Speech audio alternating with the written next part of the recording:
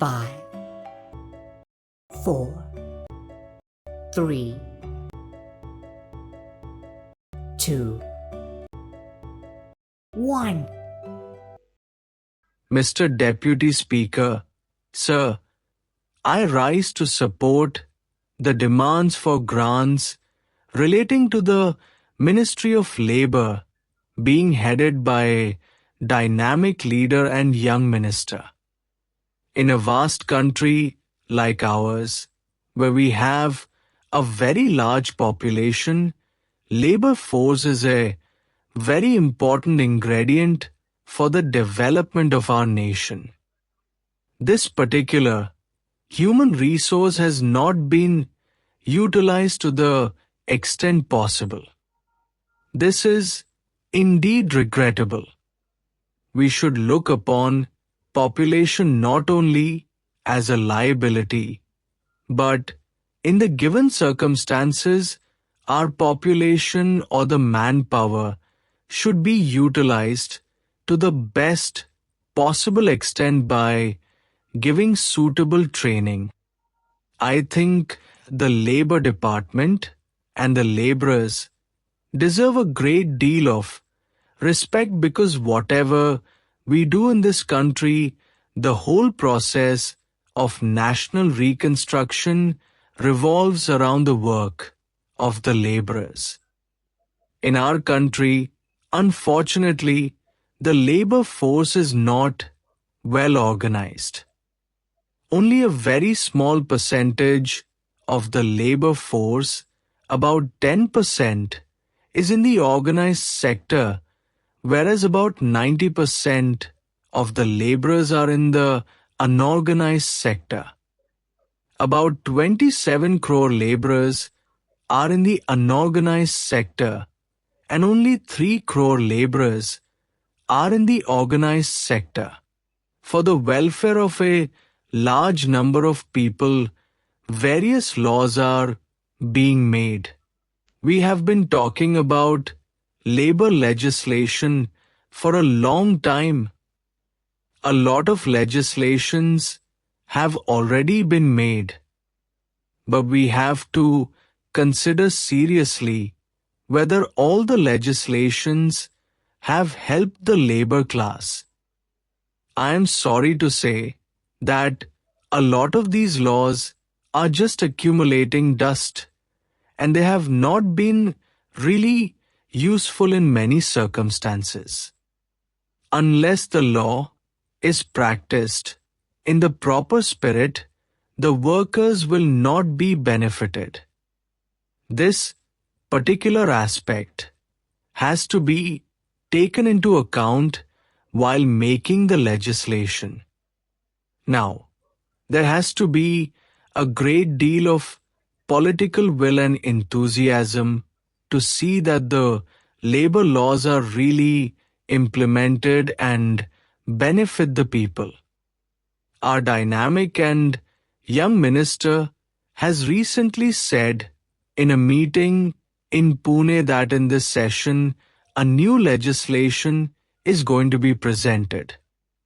It may not be completed in this session, but certainly it is going to be introduced and it is for the benefit of the organized sector.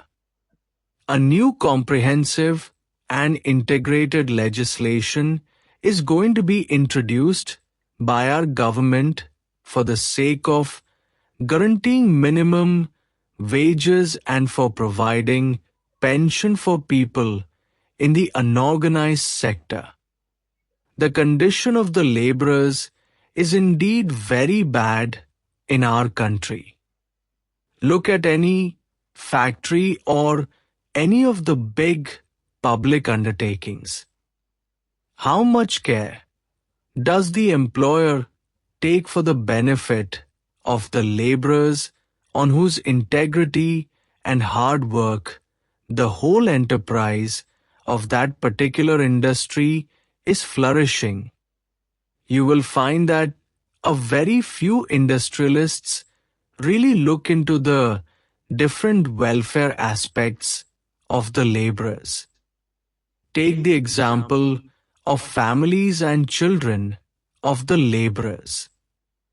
Do their employers make proper arrangement for their health care and education, leave aside their cultural upliftment or their cultural life? Such efforts are not made even in the organized sector. What happens in the unorganized sector is anybody's guess. The families of the laborers are not looked after properly, and a great deal needs to be done, and in this regard, voluntary organizations can play some role. A small amount of 3 lakhs of rupees has been provided for the welfare of children and women in the unorganized sector. I would urge upon the Honorable Minister that the allocations to the voluntary organizations for the betterment of women and children in the organized as well as unorganized sectors should be increased. As regards the lockouts, wherever there is a lockout of the industry, the laborers have a great deal of suffering. They do not know what to do.